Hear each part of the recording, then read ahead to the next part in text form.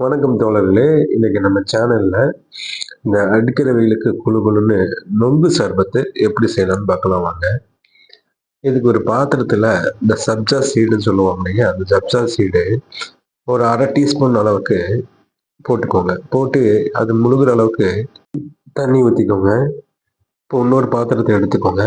அந்த பாத்திரத்துல இதில் பாதாம் பிசின் இருக்கு இல்லைங்க, அது ஒரு 4-5 துண்டு போட்டுக்கோங்க.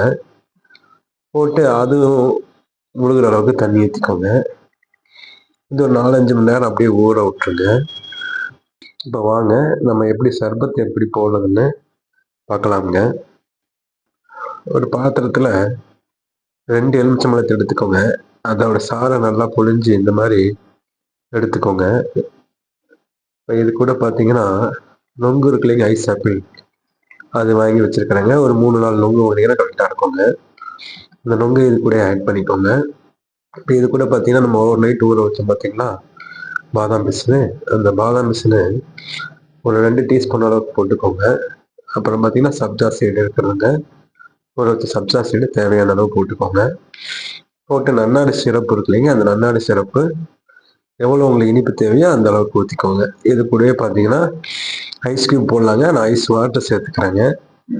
உங்களுக்கு வேணும்னா நீங்கள் ஐஸ் கியூப் போட்டுக்கோங்க. இல்லை நீங்கள் சாதா பச்சை தண்ணி கலந்து கூட இது மாதிரி ரெடி பண்ணி வச்சுட்டு ஃப்ரிட்ஜில் கொஞ்சம் நேரம் வச்சிங்கன்னா கூலிங் ஆயிருங்க.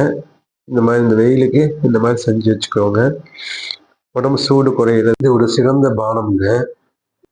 இது எப்படி இருக்குன்னு செஞ்சு பாருங்க. செஞ்சு பார்த்துட்டு குடிச்சு பார்த்துட்டு கமெண்ட்ல எப்படி இருக்குன்னு சொல்லுங்க.